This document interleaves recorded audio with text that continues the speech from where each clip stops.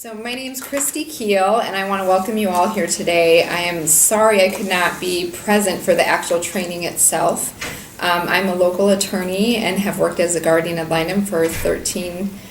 years. I work typically on CHIPS cases, so child and care and protection cases, and as a guardian ad litem, there work with the children on those cases.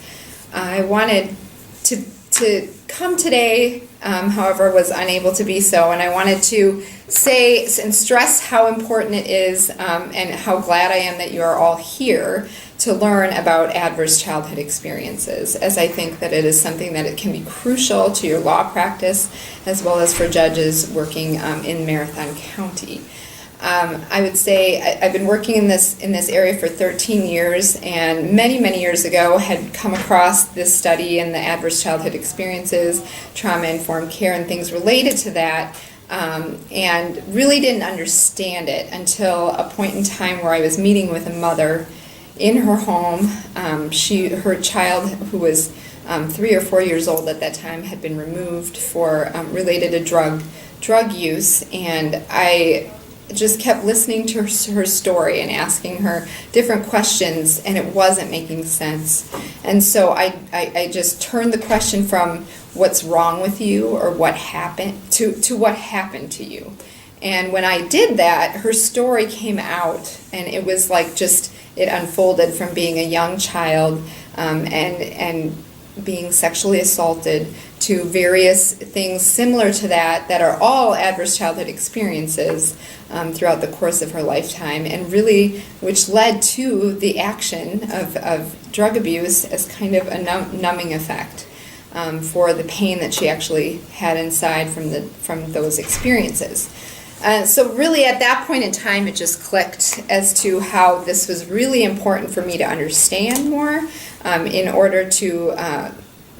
represent the clients that I have and the children on my cases in a better way. You sit there and you listen to her and you're like, oh my word, at this young age this happened, and it affected her throughout her whole childhood.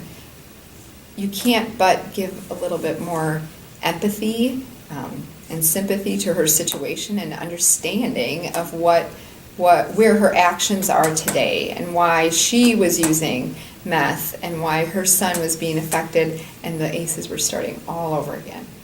with him. So it just gives you a little bit more understanding of that story and makes it personal.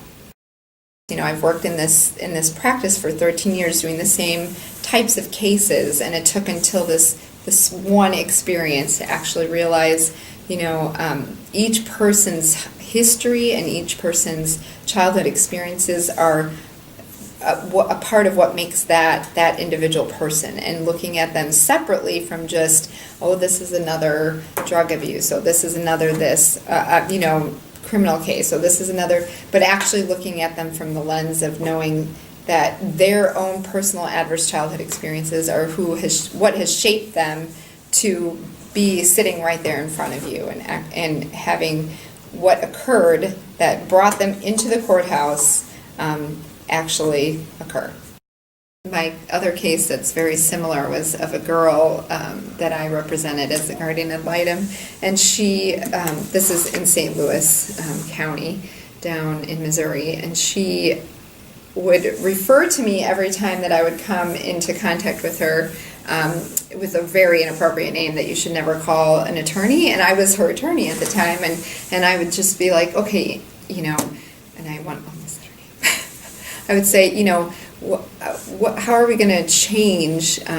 these interactions? You're doing this with myself and I'm an attorney, you're doing this with your teachers, you're doing this with everyone you meet. However, if you step back and you looked at her history and knew that her mom was what in St. Louis was called the Black Widow, who had killed 3 or 4 different boyfriends through her lifetime, and that's why they called her the Black Widow, but she didn't do them herself, she had her children do it, and so she would force them at gunpoint to actually kill, mutilate, dismember, get rid of bodies. So my client, who I was working with, at the age of like 6 or 7, was being forced to do these things, and up until about 13. And so every interaction I would have with her, I would want to get angry and be like, how can she be referring to me as the, but I would have to step back and think about it and think, oh my word, if that had ever happened to me, how would I react to anyone? How would I trust anyone that I'd be working with? And so really, her story, that's another one of those stories that you just are like, those adverse childhood experiences for her are like 20 plus. Those are the stories that make you really understand it and step back and go, oh my gosh, yeah. But honestly, there are still much less severe cases where they have so much history behind their actions. I want to thank you for coming today. I think it is really crucial and important that all lawyers and judges working within the legal system have a good understanding of the adverse childhood experiences study and how it is affecting the population, general population, but more importantly, how it actually affects each client that comes through the doors of the courthouse. It's very important that you're here today, that what you hear, let it affect your practice in every way in terms of understanding your own potential adverse childhood experiences and how they may affect your biases, as well as the adverse childhood experiences that your clients may have.